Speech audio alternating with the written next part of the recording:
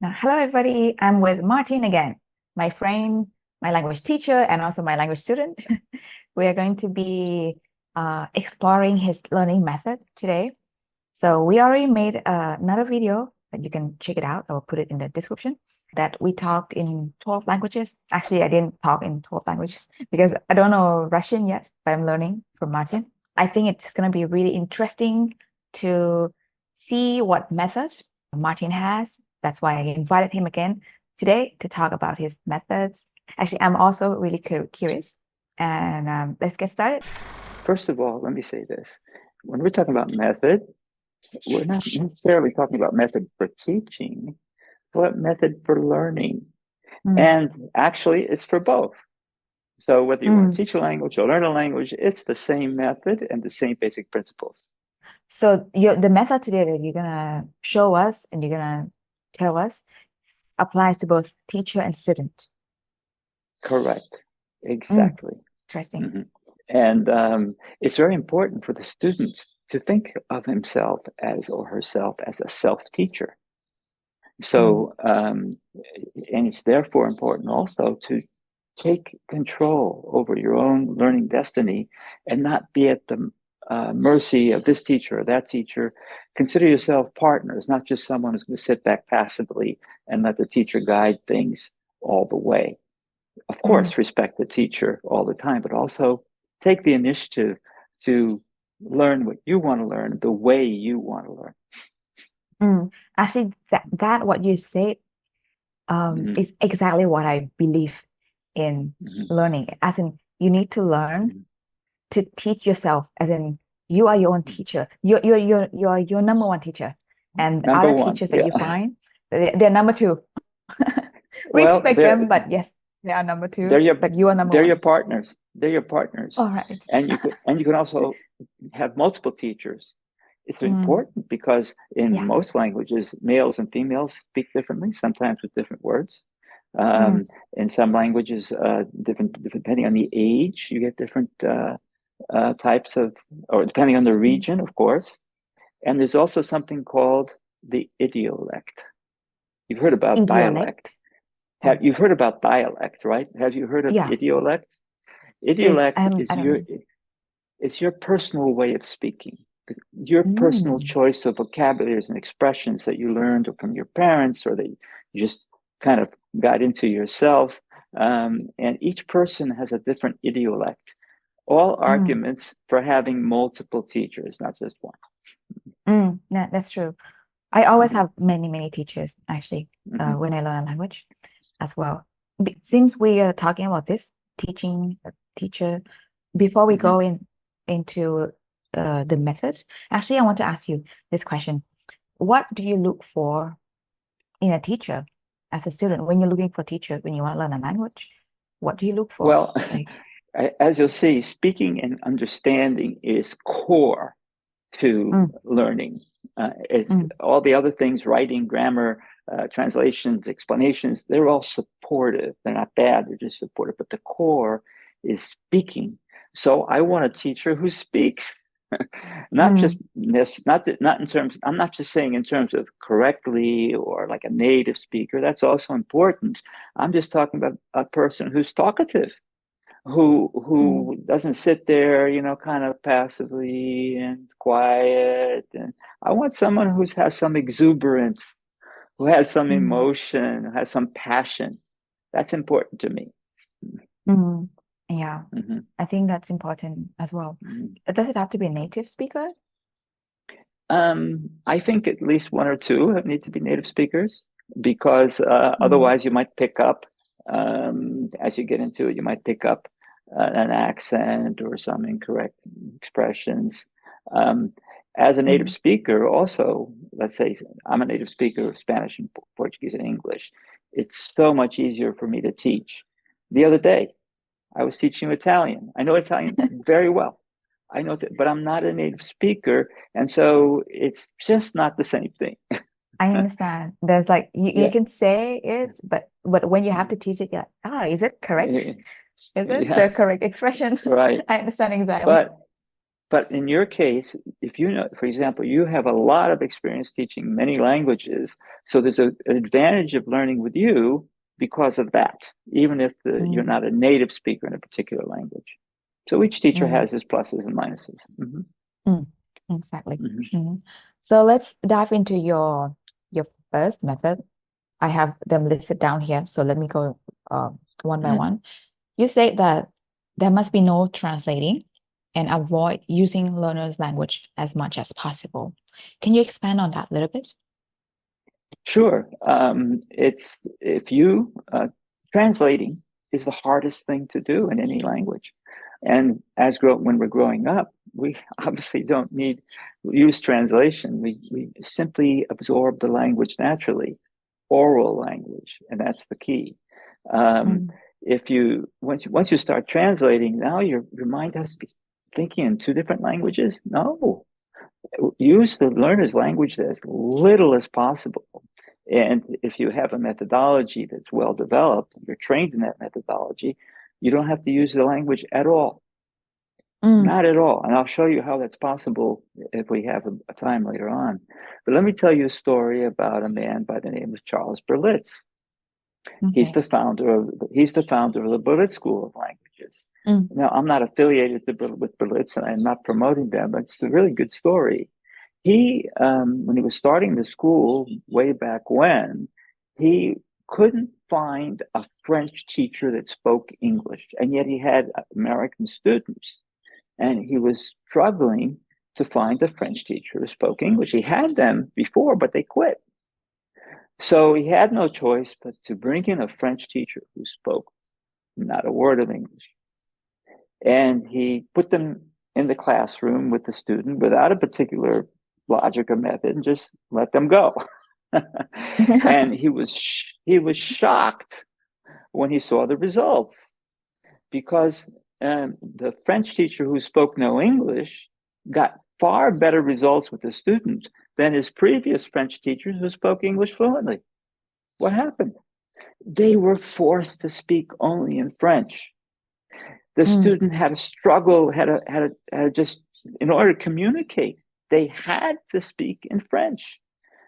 By hook or by crook, I don't know how they did it, even without a method, they achieved much better results. And at Berlitz, I worked there for many years. We kept coming up with tips and tricks and things to do to introduce a new concept without using English, or without using the student's native language. And I can give you some examples later.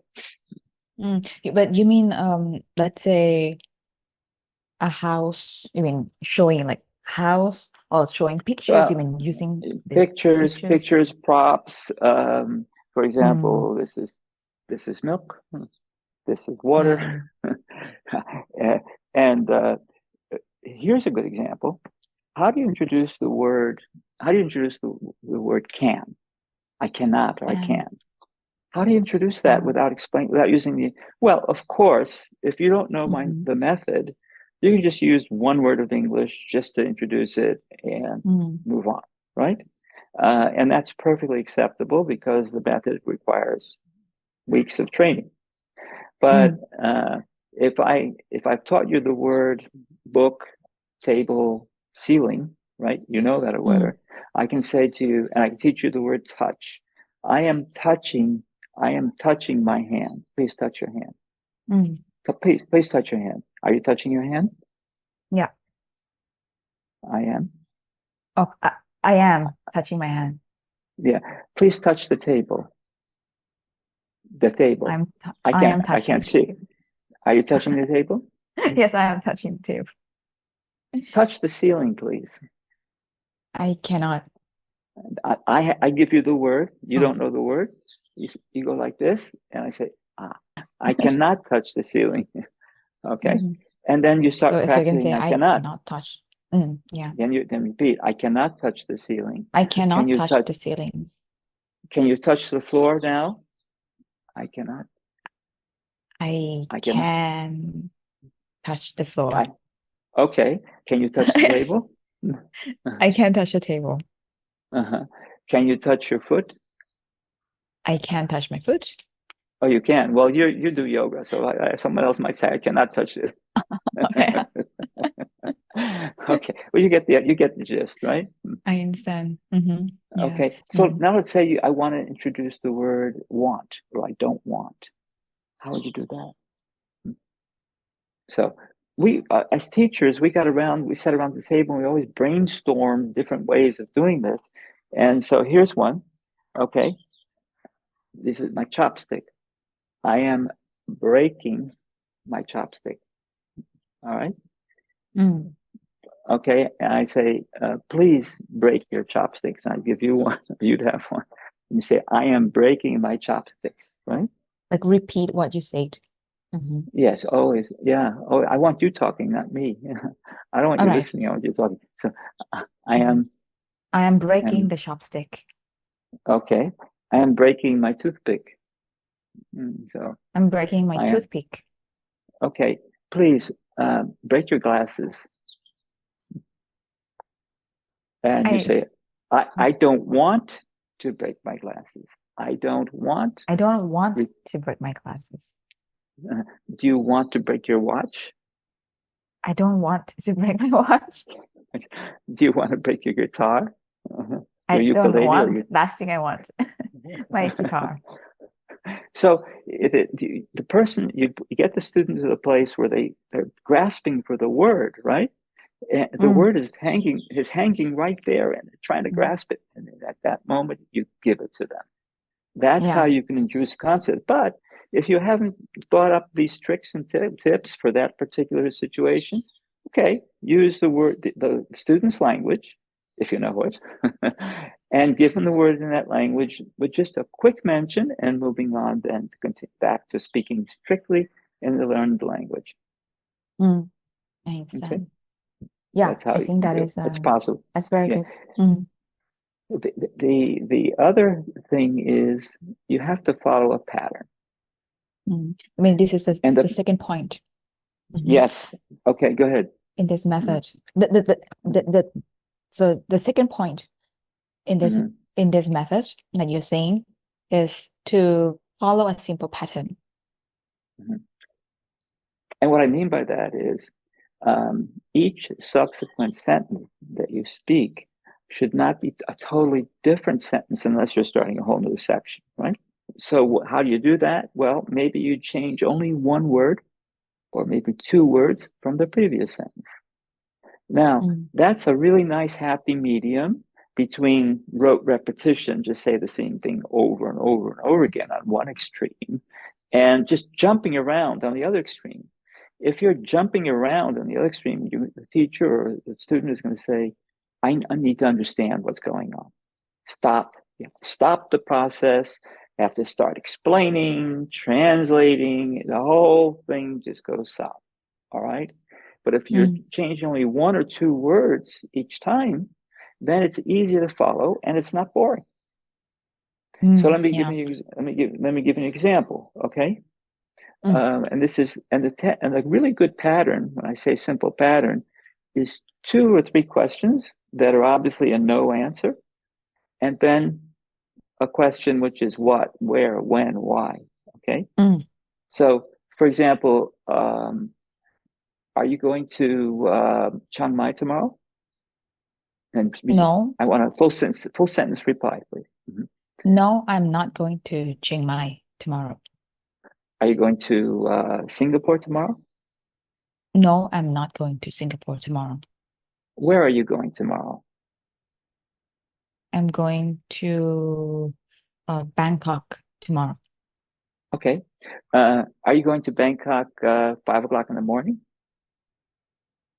No, I'm not going to Bangkok 5 o'clock in the morning. Are you going to Bangkok at midnight? I'm not going to Bangkok at midnight. What time are you going to Bangkok tomorrow? I'm going to Bangkok at 9 a.m. Okay.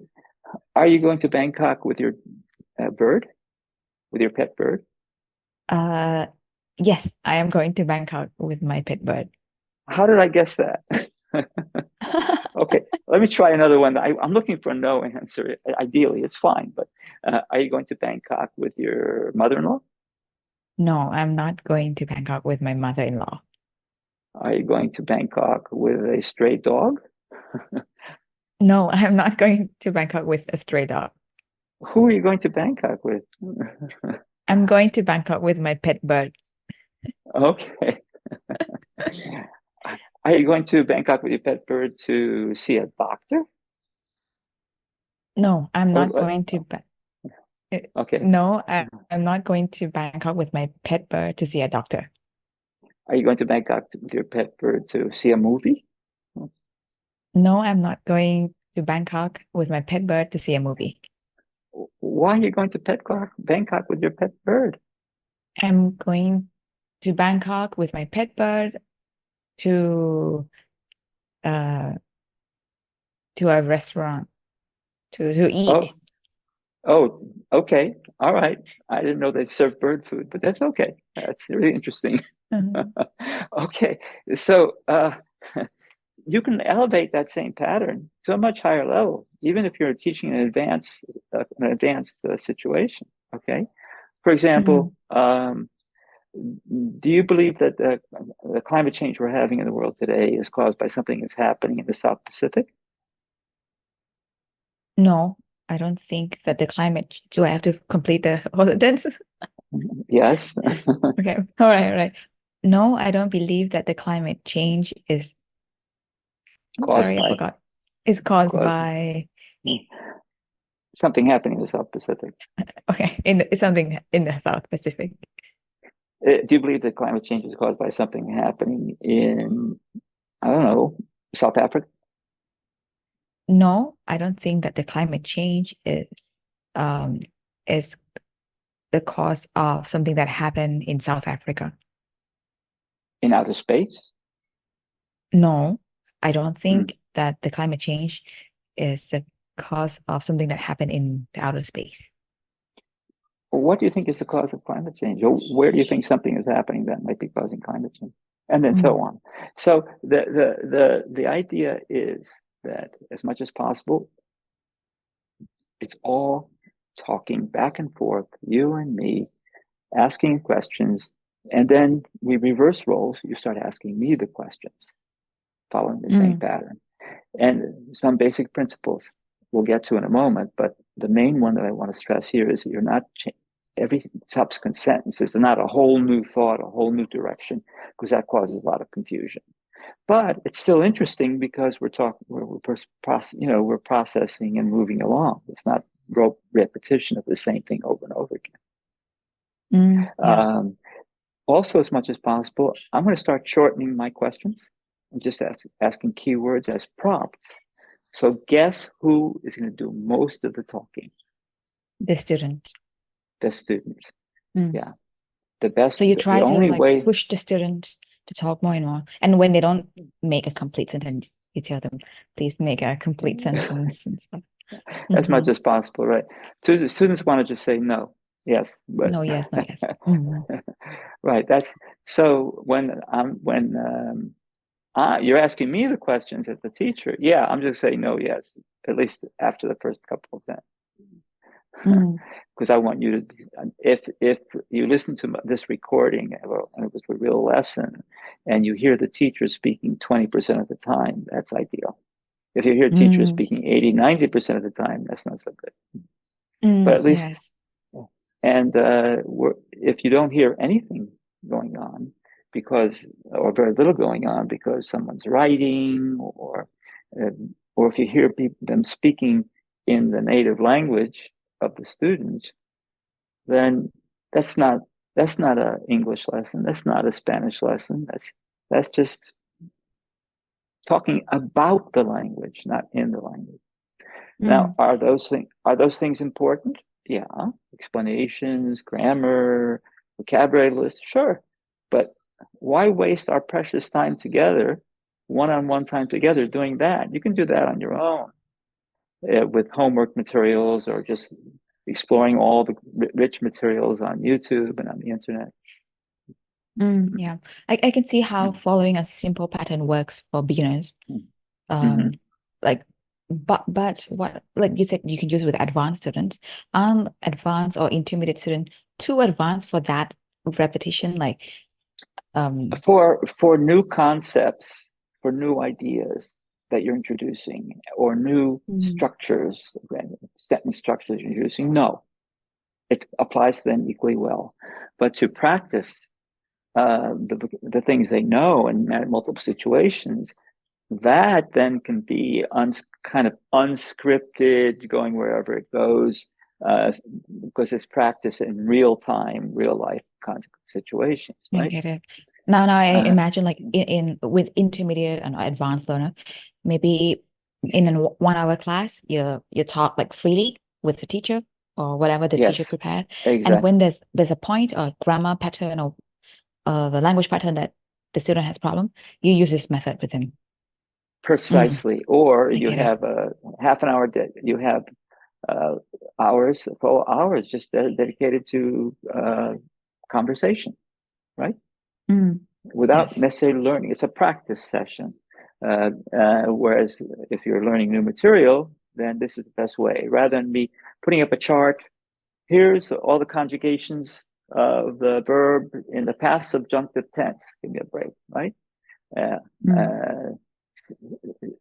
For example, in Portuguese, se eu fosse, se tu fosses, se ele fosse, se nós fôssemos. I mean, give me a break, right? That's the past subjunctive. And that's not learning a language. That's, I don't know, like learning computer code. And our brains don't work that way. Some people think, well, just feed it the vocabulary list, the brain, feed it the grammatical rules, and it will output the correct language, or it's supposed to. Forget that. I mean, that's not how our brains function. That's not how we learn. Nobody, as we're growing up learning English or growing up learning Thai, nobody taught you grammar.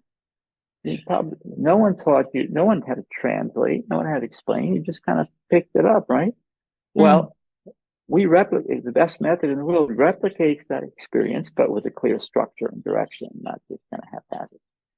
It's almost like a guessing game, right?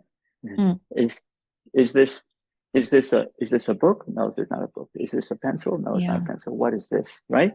So that's the pattern. It's a no answer, and then what, or where, or why, or who. So I give you a demo. Wow. Okay. Yes. Which language? I want to surprise you. Well, that's part of the surprise. You won't find out which language it is until later. Oh, wow.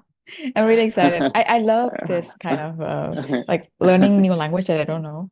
It makes me so excited. But you don't even know what language it is or what part of the world it's spoken in. Maybe it's like the Mali language, like the. Who knows, right? Yeah, well, who knows, right? We'll find out later. Okay. It could be It could be from any continent except Antarctica, where they don't have a native language. Okay. So here we go. Noka, noka, noka, noka, noka. noka. Kan, kan, noka, kan. Noka, rimani. Oh, noka, rimani. Noka, rimani. Noka, rimani. Kan, rimanki. Noka, rimani, kan, Noka, rimani, kan, rimanki. Kan, rimanki, noka, rimani. Noka, Ingles simita rimani. Ingles simita rimani. Simita. Okay. Noka Ingles. Noka Ingles simita rimani. Noka Thai simita rimani. Noka Thai simita rimani. Noka Español simita español. Noka francés simita rimani. Noka francés simita rimani. Kan Thai simita rimanki. Español simita rimanki. Inglés simita rimanki. Nota Thai Mhm. simita rimani. Mhm. Nota Fran Frances simita rimani. Mhm. Nota Ingles simita rimani. Kan. Kan Mhm. kan Ingles simita rimangki. Rimangki. Aha. Rimangki. Aha. Aha. Kan Chines simita rimangki?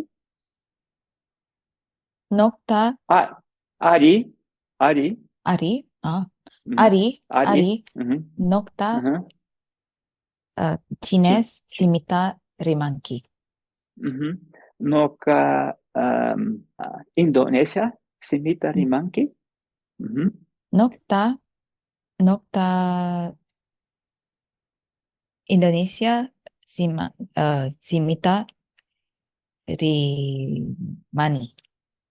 Inggris, Indonesia simita rimangki. Aha. Indonesia simita rimani. Ah, Kang Ya, kan Indonesia simita rimangki? Kang Thai simita rimangki? Mhm. kan Thai simita rimangki. Rimani. Mhm. Kan Indonesia simita rimangki. Rimani. Ari, Rimani. Mhm. Mhm. Kang Filipino simita rimangki? Kan Kang Filipino simita rimangki. Mana. Mana. Mana. Noka Filipino simita mana rimanichu. Mana rimanichu. Filipino simita rimankichu. Mana rimanichu. Rimankichu, chu. Mana Okay. Mana rimanichu. Mana rimanichu. rimanichu. Okay. Mana No, rimanichu. no, no, Mm. nokta, no, Mhm. nota. Filipino Filipino simanita mana rimanichu. mana rimanichu. Noka Filipino simita mana rimanichu. Filipino simita mana rimanichu. Rimanichu. Mana rimanichu. Mana rimanichu. Mana rimankichu. Mhm. Okay. Mm. Mongolia simita rimanki? Mongolia Mhm. Mongolia simita mana rimanichu. Aha. Mana rimanichu. Mana rimanichu. Mana Mana. mana rimanichu. Hawaii simita rimankichu? Hawaii simita mana rimanichu. Mana Mana rimanichu. Mana rimanichu. rimanichu. Okay. Noka mana rimanichu. Kan kan Korea Kang. Mhm. kan Korea simita Rimanki? rimangki. Mana rimanichu. Mhm. Hawaii. Noka nota Aha. nota Noka. Noka. Mhm. noka Mhm. noka Korea simita rima rimani Rimanki. rimani rimani.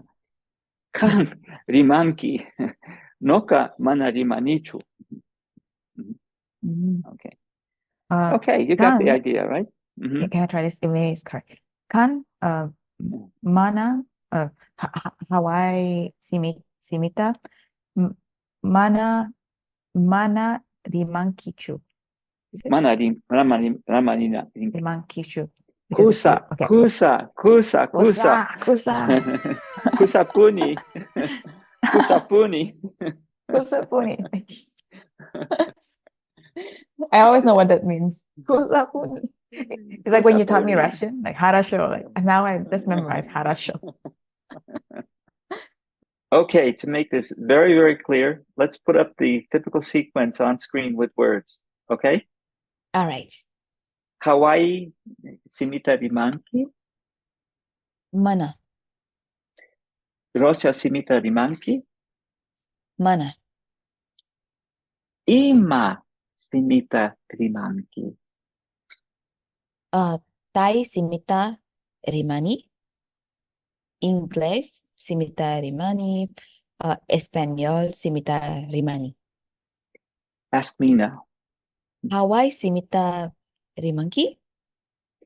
Hawaii simita mana rimanichu.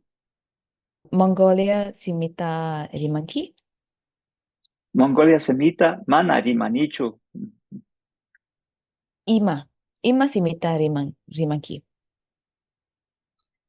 Runa simita rimani. In this case, all right, in this demo, did you need to speak any English, or did you find that you feel a need? Did you have, now here's the important thing, you not only didn't have to speak English, or you didn't have time to think in English or Thai or whatever, right? Yeah. There was no, it was all about focusing on what you have to say now, and the pace was fast enough and smooth enough that you didn't have time to think about it. What does that word mean? So, did you get what we were saying? It's clear, right? It's clear, yeah. But yeah. Well, just a little question. Is it because I kind of know how languages work? So let's say that you say like Hawaii simita, and I kind of guess that simita must mean language. Yes, but that's true. I think most people would get that, right? Korea simita, Korean language, right? But even if you don't get it, you know what we're saying. You get, the important point is to get the whole big picture and not to have to analyze every single word, whatever each word means. And that's how a child learns. A child doesn't analyze, okay, what does that specific word mean? What does that specific word mean? They just get the whole picture of what's going on. That's what's important. Did you have to know that the verb is at the end? No. Do you have to be explained that there's an object identifier called ta after every, before the verb? No. You didn't need to. Did you need to get a long explanation that to say a negative sentence, you have to say mana and chu at the end, like in French, je ne sais pas, je ne parle pas, right? Mana rimanichu. Did you have to explain that it's like French? No, you didn't have to go through any of that explanation. People might think, well, what does chu mean? Some students might say, well, what's the chu doing there, right? What does that mean? But the point is, you didn't have time to think about it. And that's you shouldn't be thinking about those things. If a student really want to know, what is that? What is mana? And then chu, what is chu doing? It's fine, right? To just tell them. Yeah, but why waste time on that long explanation? They can figure that out. You can explain that after class, or they can find out in books and things like that. Now, I understand. Care to guess what the language was? What is it? That some like African language? Okay, you're not on the right continent. But like kind of like a that has influence from French. I Why think because like the mana and the chu is like je ne sais pas, like I don't know, right, like has the same pattern, because I feel like that is like the only pattern that I found in many languages that I studied is the only French. So maybe this one has some French. Well, the language is the language of the people. Runa, simi. And the word simi means language, and when runa is people. So it's the language of the people. And they don't use the word that Americans and Spaniards and French people use for their language.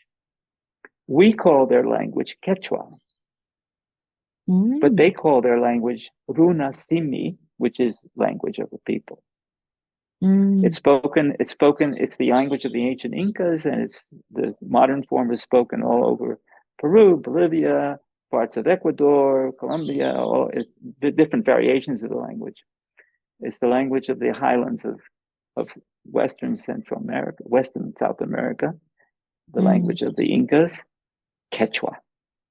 Can't believe it. Now I know how to speak some Quechua. So cool, yo.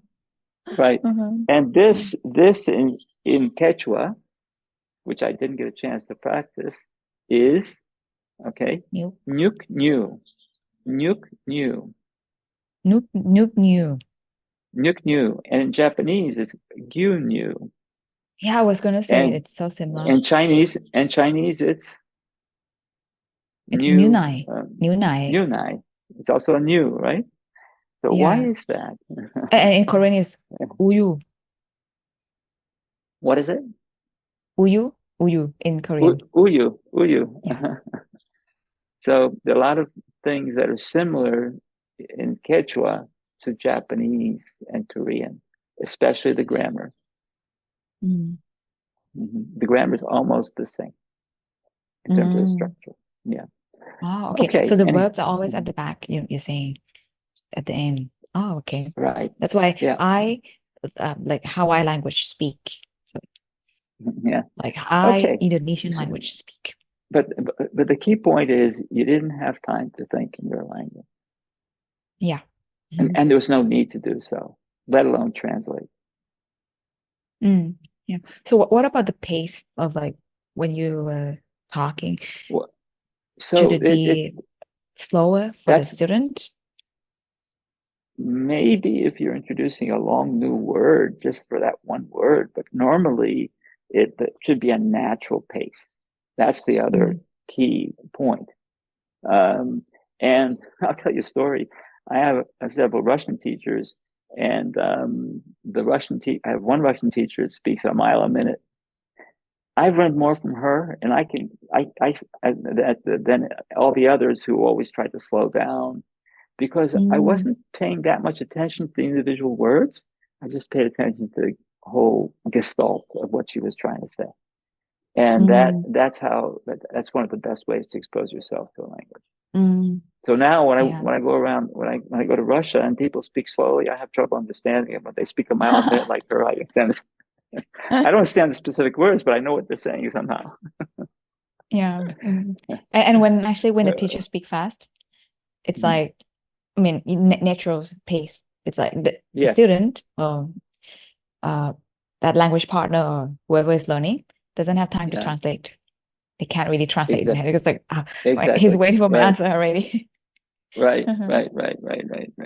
So let me tell you a story. I don't know how it fits into your list of questions. I used to work at Berlitz, and I had hundreds of students who participated, especially in our total immersion program, which we started. Total immersion was 2 weeks of intensive, all day long language instruction from morning till night. We took them to lunch to a restaurant near the Rockefeller Center area where they spoke that language. So we take them to the Brazilian restaurant or the Chinese restaurant, the Japanese restaurant, and so it was a total immersion. The only other place I know that does that I heard of was Army Intelligence, where you go in and even in the bathrooms, the signs are in the language that you're learning. Oh wow! No escape.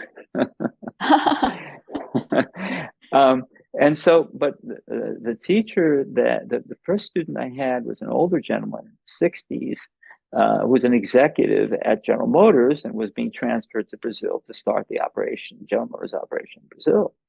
And the rule was no English. Right. So, but he did say to me before he started, he communicated somehow via someone who spoke Portuguese, that he absolutely has no confidence. He said he's very bad at languages, and he's never been able to learn a foreign language. And he says, I'm not gonna be able to learn anything here. I don't know why they sent me here. He's an executive, right? And he was already in his 60s. And I explained to him later, I'm going to prove you're wrong. I explained. I didn't speak any English to him. And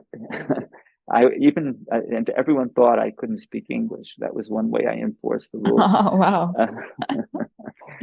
So about a week later, only halfway through the program, he came back and said, "A miracle happened." I said, "What happened?" He said, I "Last night, see. I was dreaming in Portuguese." Oh, And he said, "I understood everything I said." what? And I understood everything that everybody else was saying. Of course, it was in his dream, right? But Mm. that's how it works.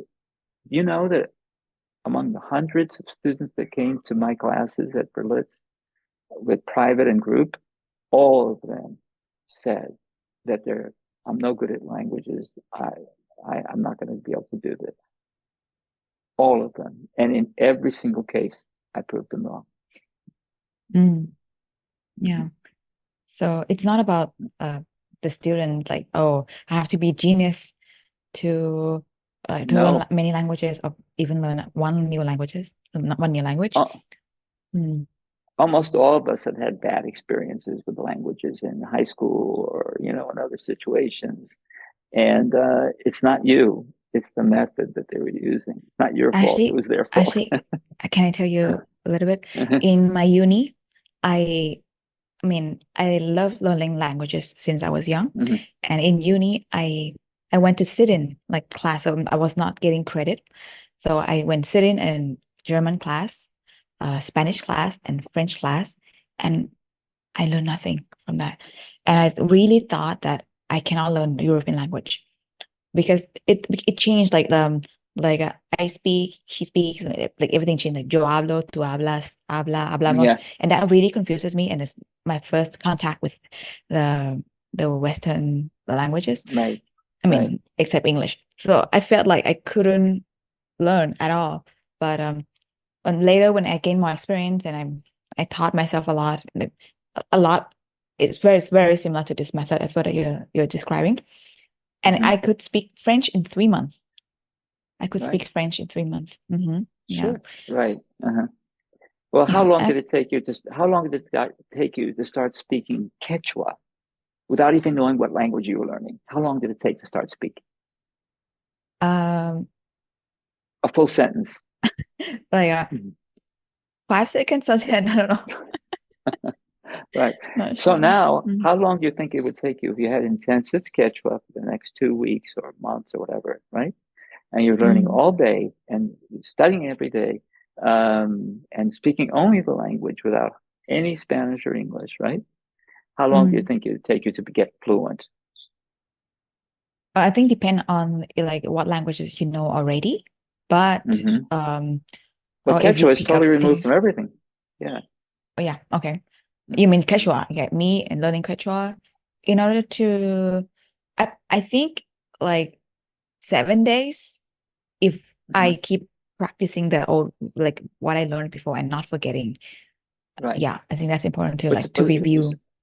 right. So now Hmm. let's say you're a student who has never learned a foreign language before. It'll take a little bit longer, right? Mm. Yeah. Maybe a month, Mm. maybe 2 months, right? And you'll be speaking. Compare Mm. that to the normal experience where you study a language for years and years and years, and you know the language, you know the vocabulary, you can read, but you can't speak. That's Exactly. Yeah. so it's a big I, difference. I remember in my uni, I don't remember me speaking at all. Like seriously, I don't remember that. Maybe we Mm-hmm. were reading like conversation about Mr. Tom Mm-hmm. and Jessica, Tom and Jessica, like he did this, Mm-hmm. he Right. did that. So it's like Okay. talking, it's actually Tom and Jessica is not my story. It's their story. I don't care about Tom and Jessica, who's that? But actually I care about myself and people around me. But and in the class, so there's only two persons, so I care more about you and me. So I think that's more important, like to talk to the person that is right in front of you, not reading a story of Tom and Jessica. Mhm. Right. We're one on one. We don't have to talk about Tom and Jessica. So who are the Mhm. most important people in the room? You and me. And so rather than learning, if we're talking about verbs that may vary, those are the only two forms we need right now. Rimani and rimanki, right? Yeah. Yo hablo, tú hablas. That's all we need right now. Not very complicated. Keep it simple. And then when we do talk about other people, it's not about Jack and Jill or Tom and Harry, right? It's about your mom. It's about a friend, your husband, or a friend of yours that you know all about. And we'll talk about how old they are, where they're from, where they were born, when they were born. And it's you can relate to that because you know that so well. I think that word is You're not important, that you can relate to it. right. It's like in books usually have like receptionist and clients or something. We don't care. I'm not a receptionist and I don't care about them. About my Kids, mom, I want to be able to talk about my mom. I want to be able to talk right, about my husband. He lives in Bangkok, our house, our pet bird, or whatever. right, exactly. And your own personal experience, right? Exactly. It's already hard enough to learn a new language. It was actually easy, but your focus is learning a new language, not learning new information. So it's information that you know, but saying it in a language that's new. Yeah. I always like to say like language is a mean of like self-expression. So Right, you want to express yourself through that right, through the new language that you're talking. I think that is very important because it makes you excited. What? I can say this already in this language? right. And then it's not like, oh, I can recite Tom and Jessica's conversation already. You don't get any excitement from that. Well, if you want to learn about the receptionist and the guest or the customer, fine. Let's play act it. You be the receptionist, I'll be the guest or the customer, okay? And I'll make believe that I'm the customer and you be the receptionist, and we'll go through that so we can learn it that way. Not talking still about you and me, right? So that's play acting. Play acting is a great way for both kids and adults to learn, and it's fun, right? I understand. Yeah. Uh-huh. It's fun. Yeah, I love that. Like And with role kids, play. that pattern. If we're talking about kids, that thing we were talking about, do you speak Japanese? Do you speak do you speak French? Do you speak Filipino? It's kind of like a guessing game for kids. Kids love it because it's a guessing game. They ask them a bunch of questions until they finally find, and they say, "Well, then, what language do you speak?" They give up after 10 guesses. If they can't get it, then they say, "Well, they have to learn to say what or where or why." So everything So is that make make everything. them feel the need to know. I want to express that. I need to learn the Yeah, word want. I yeah. want to ask him that. I need to learn the word why.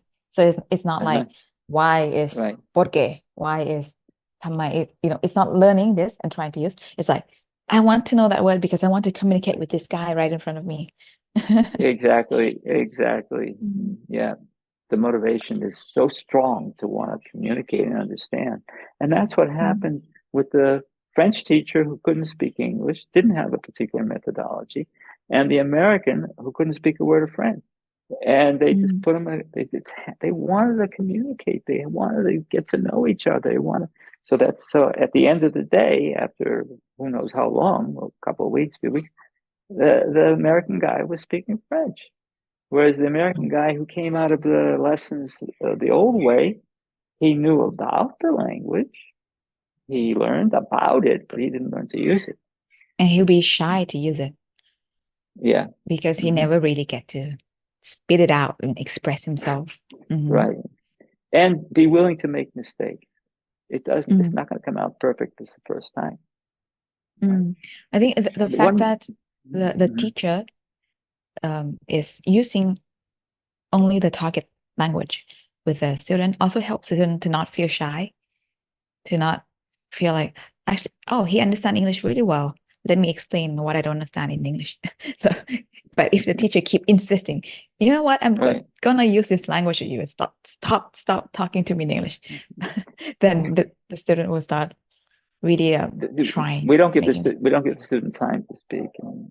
Now, if they're lost and the teacher is speaking and without any pattern, then the student will get lost and frustrated, and they'll say, "Oh no, you have to explain this to me in English, otherwise I can't go on." So if you don't, as a teacher, as a student, you don't know, as a teacher, you don't know how to introduce the word want, or you don't know how to introduce the word can, or you don't know how to introduce something, you don't have a prop, you don't have a picture, right? Then, okay, then use this, use that one word in the student's language to introduce it, and then don't move on and introduce one new thing at a time. I want to ask about what now we're talking like, okay, one-on-one class, but many people don't have that luxury of maybe having one-on-one class.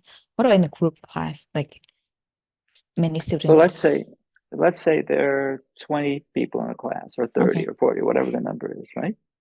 And let's say we want to do this same kind of interaction, one-to-one, you and me. How do we reproduce that in a classroom? Well, divide into groups. The typical answer is everybody responds in unison. The teacher asks, "How are you?" And all the kids say, "I'm fine. How are you?" No, that doesn't work, right? I think that's really bad. That's really that's typical of what's done in classrooms, but then nobody learns anything because you're just kind of either you're lost or you're. The thing is, you can relate to that. Because I'm just saying what the teacher wants me to say, but it's not like the teacher wants to know about my life. You can just kind of follow the one person who knows, and you don't have to think for yourself. No, it doesn't work. That's worse than group think, right? It's group talk. Like you said, pick one student, do a one-on-one with that student to learn the pattern, right? To learn the words in the pattern. And maybe in the front of the room, or just right at the desk. Call one student out to show how this is done, and tell do a demo. Guys, divide into groups. So 1-1, right? So divide into groups of right. Either facing each other, turning around, facing each other, and you can even put on the board the list of words that they can use, right? So they have some reference. Then they repeat that same pattern. And it's a pattern that's natural, like we did before. Are you going to Chiang Mai tomorrow? Where are you going tomorrow, right? And so the student really wants to know where the other guy is going. And they want to have that exchange of what are we going to be doing tomorrow? Where are we going tomorrow? That works very well. Now, suppose you want to talk about he or she. Would you do that? You could do that by setting up groups of 3, right? So I like fruit juice. I like Coca-Cola. I like, tea, right? And go around the room. Oh, you don't like tea? No, I don't like tea. Well, what is he doesn't? Then you go into he likes, she likes, and you can have that. Now you're talking about 3 persons in the room. That's the focus. The focus is to learn how to say he, she, and with the right verb ending. I think it's important to move all the tables in a classroom aside and have people just standing ready to learn. I remember when I was learning in that's uni. That's ideal. Yes. Yeah. I was sitting on a table. And I was like trying to read ahead because the teacher's a bit slow. I mean, in teaching, so reading all the thing ahead. I don't know. I prefer to stand and be active and get into groups. I had never thought of that. That's a great idea. I don't know how it would be little kids if you can keep them from moving around too much. But if what I imagine now is outdoors, and some people sitting on a bench, some people standing by a tree, some people squatting on the floor, on the grass, in a park, and I imagine everyone just being comfortable and having that interaction. Yeah. Once you gave me that idea of standing, I kind of expanded on it. Yeah, I But had that really good class before. It wasn't for language learning. It was for translating. So like I was learning to become an interpreter, like 3 days mhm, of like intensive training. And they did that method like standing, and that was like one of like the best um learning experience of my life because I was really active and other people was active, and mhm, the, we're not allowed to just sit and chill and like daydream or because everybody have mhm, to interact and things. So I think right, that is really good right. for a classroom setting. Since you're talking about interacting and natural setting, there's one more element here, and it's one of the most important elements of all: emotion, feeling. Uh, I'm not going to say if we're in a class, I'm not going to say, well, I lost my dog yesterday. You know, I uh, I I didn't find him in the store. I didn't find him on the street. I didn't find him in the house. I lost my dog. I'm not going to say that. I'm going to say, oh, I lost my dog yesterday. I Mm. couldn't find him in the street. I couldn't find him in the house. I couldn't find him anywhere. So I'm gonna, as a teacher and also as a student, I'm gonna say it how I really feel about it. Emotion is such an Mm. important, whether it's funny or sad or just plain interesting. Add that into the conversation. Why I never strip it really out? thought about it. Wow. Even when I'm teaching, I mean, like I speak Thai. Like I speak Thai. I mean, I can just add that, Mhm, add that in already. mhm. I love chocolate. Let's say I love instead of I love chocolate. I love chocolate. I Right. mean, that is Mhm, really mhm. nice. It's like Right, for this, like you get to be an yeah, actor, actress as well. right, right, right. Nice. So I am angry with a wink and a smile, right? You're I too am smiley to be angry. so angry. And your You voice, you don't like, have you nah. don't have to explain what the word angry is, do you? Mm, mm. But let's say I'm teaching and I do this. Mhm, I am so angry. But mhm. how do I make the student react that way? Let's say, do, Well, do I'll you tell you, do I'll you tell you. I'll establish tell, this from the beginning? Let's say, do you, hey, in our class, we'll try to be really emotional, okay? Like when you no, say, no. I'm angry, You just actually, it's all about how? play acting, right? It's all about play acting. Let me tell you another story. It's not about language. It's actually about photography. A famous Mm-mm. photographer wanted to take a picture of Winston Churchill, and with the Churchill smoking a cigar, laughing, smiling. And no, he wanted Winston Churchill to appear like really a strong. With the reputation he had was a bulldog, right? And he kept snapping and wasting film, very expensive film. And he couldn't get Winston Churchill to make that expression. Mm. So he went and he just yanked the cigar out of his mouth, and he went like that, and he snapped the picture. So what could you do to the student or with the student in a friendly way to make him or her angry? Think about it. Nothing comes to mind right at the moment, but I'm sure we can come up with a lot of things, like just give me a little shove. And he goes, "Ah, you're angry, aren't you?" Like In other words, like in other threaten words, to in other break words, the eyeglasses. like breaking the eyeglasses, right? Yeah. I don't want to. So the word is almost hanging. It's low hanging fruit, and you just grab it, and boom. First, get them Mm. to want the word, and then introduce it. Or if you can't think of a way to do that, you can translate it once in a while. Sure, that's the fallback plan. Mm. Yeah. Some more abstract things are a little bit more difficult. Yeah. Mm. Like I Mhm. can, I think I can, yeah, I can maybe that Mhm. one. I Maybe. want. I- Yeah. yeah, I want this. You got to get them to want it, right? Yes. Or not want Yeah. it. I don't want to do that. I don't want Mm. to break my glasses. I don't want to. Or here's another one. I'm tearing the paper. I'm tearing this white piece of white paper. I'm tearing this piece of red paper. Now here, take out your money. Do you have $100? Yeah, I have $100. Okay, now tear this green paper. Oh, no. I don't want to tear this green It's paper. more memorable. It's more memorable. Yeah, right. That way. Things like Nice. that. Yeah. I have a little question regarding students' native tongue. Let's say you know that your student is learning Spanish with you and she already speaks French, let's say. Mhm. Are you gonna teach differently? Seems similar. Probably What? not. There may be some things that are easier for the student because of the Latin cognates and because the words that are similar, or because both languages have, a lot of verb variation.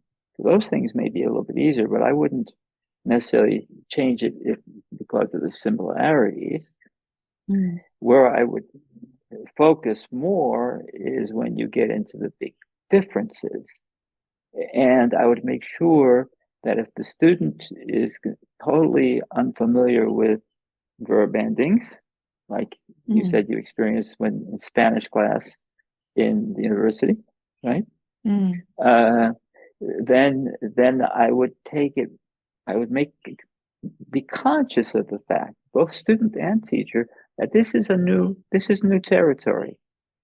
This is a new world that I've never experienced before, that you actually have to change the endings depending on whether it's I, you, he, she, they, etc. Right? So that's a new concept. And so rather than jumping into it, I would do it just like we're starting to do in Quechua.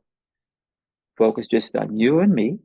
Now the student is aware that Rimani and Rimanki are different. There's a difference there, right? And it's easy to learn. And I would not get into Rimankichis, which is you plural or whatever until later. Just be conscious of the fact this is brand new for me, the student, for you, and I need to take it step by step. Or if we were working on Russian, we started Russian, right? In the very first class, we introduced both the subject case, nominative case, and the accusative case, which is the object case, with different endings, right? So it's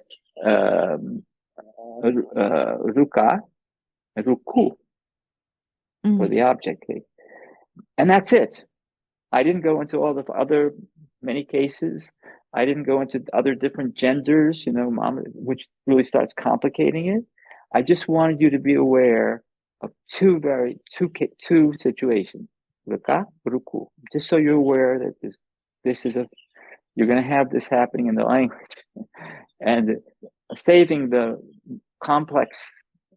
others for later. Keep it simple. Yeah. How many repetition should? If I'm a student, I'm going to continue repeating it until I get it. Okay. As soon as I feel I get it, I want to move on. I don't want to repeat the same thing over and over again. Sometimes as a teacher, I'm afraid that I'm gonna be repeating too much, and the students will get bored. And but you're not repeating the same thing. You're changing a word. You're adding new words to each sentence, right? So if I were to teach you, water and milk, right? I work a little bit to make sure you get these, and then I would be teaching you. I am drinking the water. I am drinking the milk, right? So I'm practicing. I'm drinking, but I have a dozen words I can use to practice that without repetition. Whiskey, Coca-Cola, wine, words that are probably familiar to you, right? And so you're learning some new words, but most importantly, you're practicing I am drinking, I am not drinking, or I don't like, whichever, many, many, many times. So it's repetition, but it's not boring repetition. And you can continue that until you feel, or as a student, until you feel, I got it. Let's move on. And as a student, you should be able to move on. Okay, now let's learn, eat and all the different foods I can eat. Nice. I want to summarize the points, the method into I will just do an easy recap in 8 different points. Let's say number 1 is no translating. So avoid using the native tongue as much as possible, as in don't use English as much as possible. Number 2 is follow a simple pattern. And you give like an example of like changing one word in a sentence. Yeah. So easy pattern to learn language, and don't jump around too much. Number 3, don't jump around too much, and don't change too much, like not too much in new information. That's important. Number 4 is natural pace. So don't make it too easy for your student.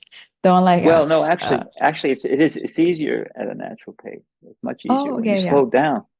Don't in other words, don't make it one boring word with a pause after. That's quite boring. It's not natural. Just speak in a natural voice, your own personal natural voice. The next point is big picture, no analysis, no explanation. So as in, look at the sentence as a whole. Don't try to go to why is that?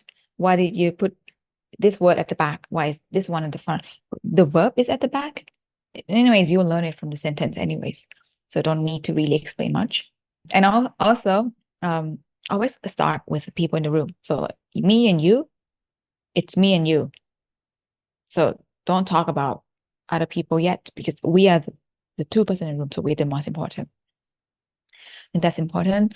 And also, the next point is talk about people you know. So something that is related to you, your experience, your mom, your dad, your husband, your wife, your son, your daughter. I think that's your best friend. 7th point. Yeah. Your best friend, your pet bird. And also you talk about emotion. So this is the last point. The emotion, I'm so angry. So I'm so sad. So put in some drama in your learning to make it more memorable. Exactly. Is that a good memory? I'm sorry. Is that a good summary? You have a good memory for the summary, yes. Oh yeah. Thank you. This is just the scratching the surface. There's so much more to talk about. And especially because we need to convert a lot of the discussion into what the student does. The student needs to be empowered you as a learner need to be empowered to learn and direct your learning. So the more you can learn about this, the better. It'll save you a lot of time and aggravation. I think I have one more question. If I'm a learner, I'm a student, and I want to learn with this method, I want to find a teacher that uses this method. How? I mean, because how can I teach myself this? Because it requires a real conversation. So I need somebody. So is this not applicable to self-learner? It's more applicable to a self-learner, actually. I'll tell you what I do. As I said, look for teachers who can speak. Ideally natively, but if not natively, then at least they know a lot about the language. They're really good, right? Then I direct the process. I learn what I want to learn. And it would help, obviously, if the learner had a guide. And so let's do that as our next project. Let's put together a little guide for the things to learn that are the most important. And then the learner can just adapt the guide to, focus on things that's important for them. Yeah. So you're saying that the student really need to take take Charge, control, take charge. to be really in charge of the class, because Right, most teachers don't teach this way. right. Most people don't know I that you can do that. Right. Most teachers have their own method, and they're good. You can learn from that as well, and give the teacher the opportunity to teach his or her own way also. But so early on, look, this is try and use this. And what I found is most teachers are more than willing to follow along. Their goal is not to show off how their method is this or that or the other. Their goal is to help the student learn. And so I have never had, only once, I think in over 100 teachers, did I have get resistance from a teacher. No, I don't want to do this. And actually, I gained a lot from that experience. It was a Vietnamese teacher, an older man, who had developed his own method for teaching Vietnamese. And before we could do anything else, he absolutely insisted to run me through his drills, his very rigorous drills on Vietnamese tones, South Vietnamese tones, which is one tone fewer than North Vietnamese tones. But he insisted that I learn the tones, and it was grueling. I hated it. But you know what?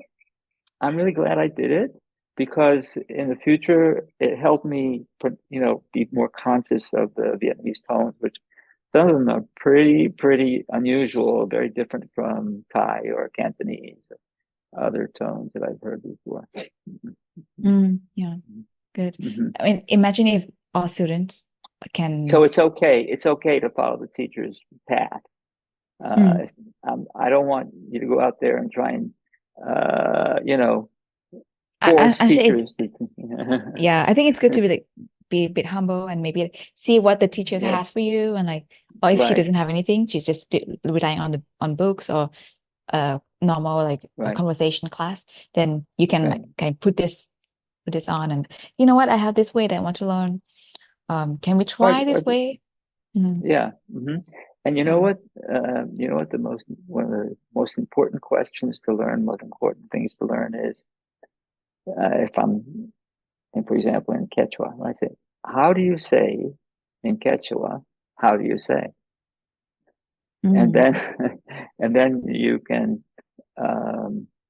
ask that question for a word that you want to learn, right?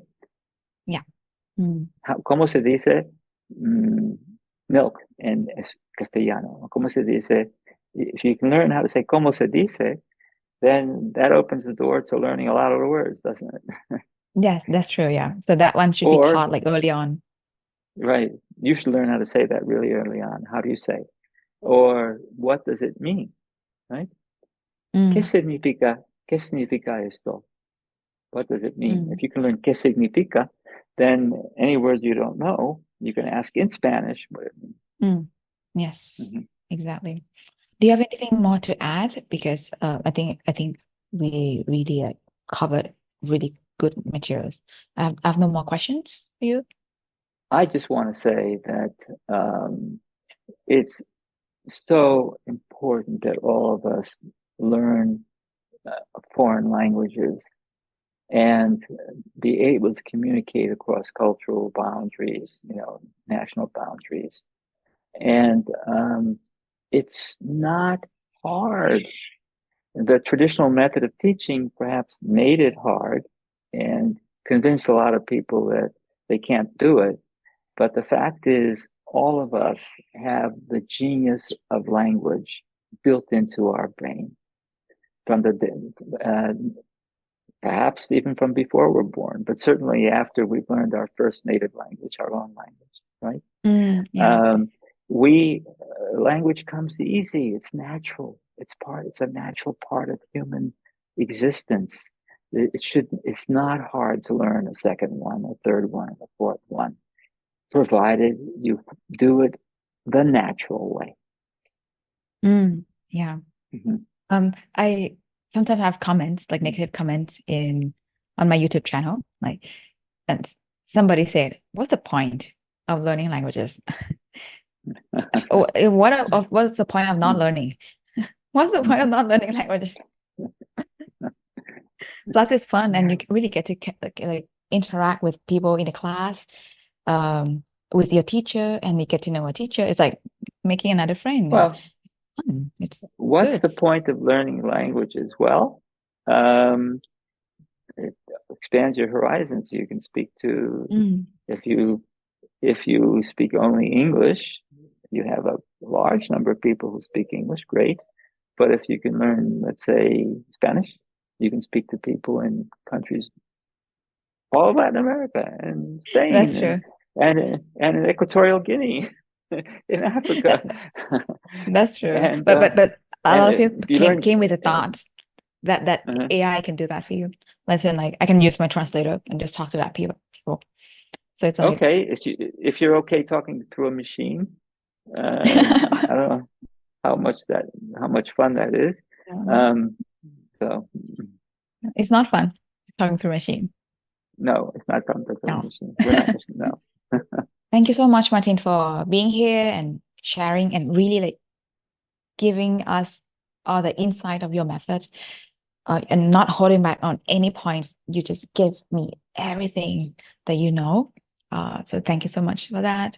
And I hope to see you again in the next video where we'll talk about different topics. I just love talking to you. It's so fun, and I'm so happy that I have this channel and get to share this to some people that like languages like me. Thank you so much for making this possible. Thank you so much. Okay. See ya. Bye. Ciao. Ciao. All right. Paka. Paka. Isn't baka like in Japanese like stupid or Oh, that's something? right. No, I don't know that. Paka Like is baka, goodbye. baka, Paka is a baka. Baka baka. with a B. Oh yeah, Baka. Baka yaro baka. Yeah. But in Russian, paka is bye. baka. Oh, Yeah. okay. Baka, imagine. No, not baka. That's baka. This is paka. Very different. Baka. Paka. All right. Paka. Mm-hmm. Nice.